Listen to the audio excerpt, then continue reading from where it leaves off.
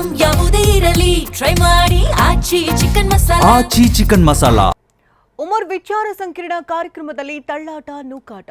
ಕಾಂಗ್ರೆಸ್ ಸರ್ಕಾರ ಭಯೋತ್ಪಾದಕರಿಗೆ ಬೆಂಬಲ ನೀಡುತ್ತಿದೆ ಎಂದ ಬಿಜೆಪಿ. ನಿಖಿಲ್ ಕುಮಾರಸ್ವಾಮಿ ಚೇತನ್ ನಡುವೆ ನಿಲ್ಲದ ಕಾಳಗ. ನಟ ಚೇತನ್ ಗಡಿಪಾರಿಗೆ ಆಗ್ರಹ. 56,000 ಹುದ್ದೆಗಳ ನೇಮಕಾತಿಗೆ ಆದೇಶ. ಬೆಂಗಳೂರಿನಲ್ಲಿ ಒಂದು ಗುಂಡಿ ಮುಚ್ಚುವುದಕ್ಕೆ 1 ಲಕ್ಷ ರೂಪಾಯಿ ವೆಚ್ಚ. ಈ ಸುದ್ದಿಗಳನ್ನು ನೋಡೋಣ ಸಮಗ್ರ ನ್ಯೂಸ್ ಟಾಪ್ 9ನಲ್ಲಿ.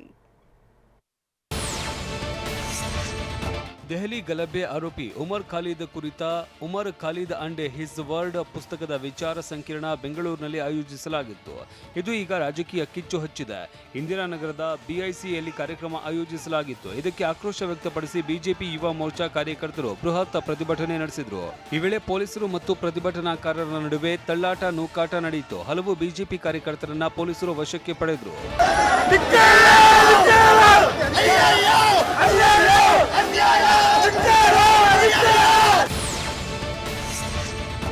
ರಾಜ್ಯದ ಕಾಂಗ್ರೆಸ್ ಸರ್ಕಾರ ಭಯೋತ್ಪಾದಕರಿಗೆ ಮತ್ತು ದೇಶದ್ರೋಹಿಗಳಿಗೆ ಬೆಂಬಲ ನೀಡುತ್ತಾ ಇದೆ ಅಂತ ಬಿಜೆಪಿ ನಾಯಕರು ಆರೋಪ ಮಾಡಿದ್ದಾರೆ.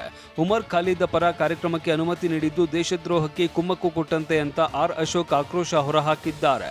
ಇವರೆಲ್ಲ ನಗರ ನಕ್ಸಲರು ಅಂತ ಭಾಸ್ಕರ್ ರಾವ್ ಕಿಡಿಕಾರಿದ್ದಾರೆ. ಸಿಟಿ ರವಿ ಅವರು ಸರ್ಕಾರ ಭಯೋತ್ಪಾದಕರ ಪರ ನಿಂತಿದೆ ಅಂತ ಕಿಡಿಕಾರಿದ್ರು. ಉಮರ್ ಖಾಲಿದ್ ಅನ್ನೋ ಒಬ್ಬ ದೇಶದ್ರೋಹಿ ಈಗಾಗಲೇ ಜೈಲಲ್ಲಿದ್ದಾನೆ. ಅವನ ಒಂದು ಪುಸ್ತಕದ ಬಿಡುಗಡೆಯನ್ನು ಸರ್ಕಾರ ಅನುಮತಿ ಕೊಟ್ಟಿರುವಂಥದ್ದು ಈ ದೇಶದ್ರೋಹಕ್ಕೆ ಕಮ್ಮಕ್ಕು ಕೊಟ್ಟಂಗೆ. ರಾಜಕೀಯ ಲಾಭಕ್ಕಾಗಿ ಭಯೋತ್ಪಾದಕರನ್ನು ಸಮರ್ಥಿಸುವ, ಭಯೋತ್ಪಾದಕರನ್ನು ಬೆಂಬಲಿಸುವ ನೀತಿಯನ್ನು ಬಿಡದೇ ಇರತಕ್ಕಂಥದ್ದು ದುರದೃಷ್ಟಕರ. ಬಹುಶಃ ಕಾಂಗ್ರೆಸ್ಸೇ ನಾಶವಾಗುವವರೆಗೂ ಅವರಿಗೆ ಇನ್ನೂ ಬುದ್ಧಿ ಬರಲ್ಲ. ಒಂದು ಕಾನ್ಫರೆನ್ಸ್ ಮಾಡಿಬಿಟ್ಟು ಸೋಕಾಲ್ಡ್ ಬುದ್ಧಿಜೀವಿಗಳು ಇನ್ವೈಟ್ ಮಾಡಿದಾರಲ್ಲ, ಅವ್ರು ಹೋಗೋರು ಕೂಡ ಯಾರು ಫಸ್ಟ್ ಇವ್ರದ್ದು ಲಿಸ್ಟ್ ಮಾಡಬೇಕು. They're all enemies of the country who don't want the good of the country and the safety of the country. We made a request to the commissioner. Papa, commissioner must be under pressure from his chief minister, because chief minister's house is full of leftists and urban naxal ಜನ ಅವರೇ ಇಲ್ಲಿ ಸೇರ್ಕೊಂಡಿದ್ದಾರೆ. ಅಣ್ಣವರ ಸಮಾಧಿಗೆ ಜಾಗ ನೀಡಿದ ಅಂದಿನ CM Kumaraswamy ನಿರ್ಧಾರವನ್ನ ಟೀಕಿಸಿದ ಚೇತನ್ ವಿರುದ್ಧ ನಿಖಿಲ್ ಕುಮಾರಸ್ವಾಮಿ ಕಿಡಿಕಾರಿದ್ದಾರೆ. ಚೇತನ್ ಪೋಸ್ಟ್ಗೆ ತಿರುಗೇಟು ನೀಡಿದ್ದ ನಿಖಿಲ್ ಯೋಗ್ಯತೆ ಬಗ್ಗೆ ಪ್ರಶ್ನಿಸಿದ್ರು. ಇದಕ್ಕೆ ಪ್ರತಿಯಾಗಿ ಚೇತನ್ ನಿಖಿಲ್ ಅವರ ಸತತ 3 ಸೋಲುಗಳನ್ನ ನೆನಪಿಸಿ ವ್ಯಂಗ್ಯವಾಡಿದ್ದಾರೆ. ಇದರಿಂದ ಆಕ್ರೋಶಗೊಂಡಿರುವ ನಿಖಿಲ್ ತಾಕತ್ತಿದ್ದರೆ ಚುನಾವಣೆಗೆ ನಿಂತು ಗೆದ್ದು ತೋರಿಸಲಿ ಅಂತ ಚೇತನ್ಗೆ ಸವಾಲು ಹಾಕಿದ್ದಾರೆ.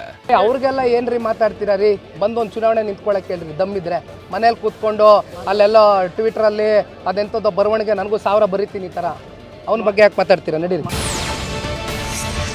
ಇನ್ನು ಅಣ್ಣವರ ಸಮಾಧಿ ಬಗ್ಗೆ ನಟ ಚೇತನ ಹೇಳಿಕೆ ಖಂಡಿಸಿ ಕರ್ನಾಟಕ ರಕ್ಷಣಾ ವೇದಿಕೆ ಕಾರ್ಯಕರ್ತರು ಫಿಲ್ಮ್ ಚೇಂಬರ್ ಎದುರು ಪ್ರತಿಭಟನೆ ನಡೆಸಿದ್ದಾರೆ.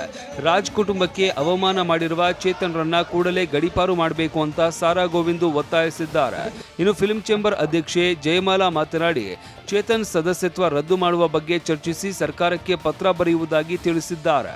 ಖಂಡಿತ ಸರ್ಕಾರಕ್ಕೆ ಹೋಗಿ ಪತ್ರನೂ ಕೊಡ್ತೀವಿ, ಪತ್ರನೂ ಬರಿತೀವಿ. ಯಾಕೆಂದ್ರೆ ಸರ್ಕಾರ ಕೊಟ್ಟಿರ್ತಕ್ಕಂಥದ್ದು ಜಾಗ ಇದು ಕುತ್ರ ಸರ್ಕಾರನೇ ಕೊಟ್ಟಿದೆ. ನಿನಗೆ ರಾಜ್ಕುಮಾರ್ ಬಗ್ಗೆ ಮಾತಾಡ್ಬಿಟ್ರೆ ನಾನು ಎಲ್ಲೋ ಹೋಗ್ತೀನಿ ಅಂದ್ಕೊಂಡಿದ್ದೀಯಾ? ರೋಡಲ್ಲಿ ಓಡಾಡೋಕ್ಕಾಗಲ್ಲ, ಹುಷಾರ್. ನಿನಗೆ ಎಚ್ಚರಿಕೆಯನ್ನು ಕೊಡ್ತಾ ಇದ್ದೀವಿ. ನಾನು ಸರ್ಕಾರಕ್ಕೆ ಮನವಿ ಮಾಡ್ತಾ ಇದ್ದೀನಿ, ಈಗಾಗಲೇ ಮನವಿ ಮಾಡಿದ್ದೀನಿ. ಇವನ್ನ ಕೂಡಲೇ ಗಡೀಪಾರು ಮಾಡಬೇಕು. ರಾಜ್ಯದಲ್ಲಿ ಬಹುದಿನಗಳ ಬೇಡಿಕೆಯಾಗಿದ್ದ ಎಸ್ಸಿ ಒಳ ಮೀಸಲಾತಿ ಜಾರಿಗೊಳಿಸಿ ರಾಜ್ಯ ಸರ್ಕಾರ ಅಧಿಕೃತ ಆದೇಶ ಹೊರಡಿಸಿದೆ. ಹೈಕೋರ್ಟ್ನ ಮಧ್ಯಂತರ ಆದೇಶದ ಹಿನ್ನೆಲೆಯಲ್ಲಿ ಮೀಸಲಾತಿ ಹಂಚಿಕೆಯನ್ನ ಪರಿಷ್ಕರಿಸಲಾಗಿದ್ದು, ಒಟ್ಟಾರೆ ಮೀಸಲಾತಿ ಪ್ರಮಾಣವನ್ನ 50% ಮಿತಿ ಒಳಗೆ ಕಾಯ್ದುಕೊಳ್ಳುವುದಕ್ಕೆ ಕ್ರಮ ಕೈಗೊಳ್ಳಲಾಗಿದೆ. ಈ ಹೊಸ ಆದೇಶದ ಅನ್ವಯ ಹಳೆ ಮೀಸಲಾತಿ ಅಧಿಸೂಚನೆಯನ್ನ ರದ್ದುಪಡಿಸಲಾಗಿದ್ದು, ಪರಿಷ್ಕೃತ ನಿಯಮಗಳನ್ನ ನಿನ್ನೆಯಿಂದಲೇ ಜಾರಿಗೆ ಬರಲಿವೆ. ಹೊಸ ನಿಯಮದ ಅಡಿಯಲ್ಲಿ ಎಸ್ಸಿ ಮೀಸಲಾತಿಯನ್ನು ತಾತ್ಕಾಲಿಕವಾಗಿ 15%ಕ್ಕೆ ಸೀಮಿತಗೊಳಿಸಲಾಗಿದ್ದು, ಪ್ರವರ್ಗ ಎ ಮತ್ತು ಬಿಗೆ ತಲಾ 5.75% ಹಾಗೂ ಪ್ರವರ್ಗ ಸಿಗೆ 4.50% ಹಂಚಿಕೆ ಮಾಡಲಾಗಿದೆ. ಅಲೆಮಾರಿಗಳಿಗೆ ಪ್ರವರ್ಗ ಸಿ ಅಡಿಯಲ್ಲಿ 20% ವಿಶೇಷ ಮೀಸಲು ಕಲ್ಪಿಸಲಾಗಿದ್ದು, 400 ಬಿಂದುಗಳ ರೋಸ್ಟರ್ ಕಡ್ಡಾಯಗೊಳಿಸಲಾಗಿದೆ.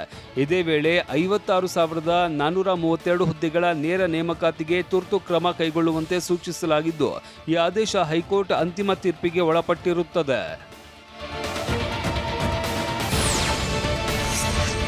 ಬೆಂಗಳೂರಿನಲ್ಲಿ ಕಳೆದ 6 ತಿಂಗಳಲ್ಲಿ 39,887 ರಸ್ತೆ ಗುಂಡಿ ಮುಚ್ಚುವುದಕ್ಕೆ 33.85 ಕೋಟಿ ರೂಪಾಯಿ ವೆಚ್ಚ ಮಾಡಿರುವ ಮಾಹಿತಿ ವಿಧಾನಸಭೆಯಲ್ಲಿ ಬಹಿರಂಗವಾಗಿದೆ. ಚಾಮರಾಜಪೇಟೆಯಲ್ಲಿ ಒಂದು ಗುಂಡಿ ಮುಚ್ಚುವುದಕ್ಕೆ ಗರಿಷ್ಠ 1 ಲಕ್ಷ ರೂಪಾಯಿ ಹಾಗೂ ಶಿವಾಜಿನಗರದಲ್ಲಿ 60,000 ರೂಪಾಯಿ ಖರ್ಚು ತೋರಿಸಲಾಗಿದೆ.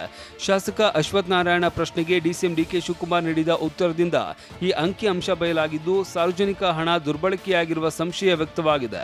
ಒಟ್ಟು 41,150 ಗುಂಡಿಗಳ ಪೈಕಿ ಬಹುತೇಕ ಗುಂಡಿಗಳನ್ನು ಮುಚ್ಚಲಾಗಿದೆ ಅಂತ ಸರ್ಕಾರ ತಿಳಿಸಿದೆ. ಕೇಂದ್ರ ಸರ್ಕಾರದ ಸೂಚನೆ ಮೇರೆಗೆ ಏರ್ ಸ್ಟ್ರೈಕ್ ಅಥವಾ ತುರ್ತು ಸಂದರ್ಭ ಎದುರಿಸುವುದಕ್ಕೆ ಬೆಂಗಳೂರು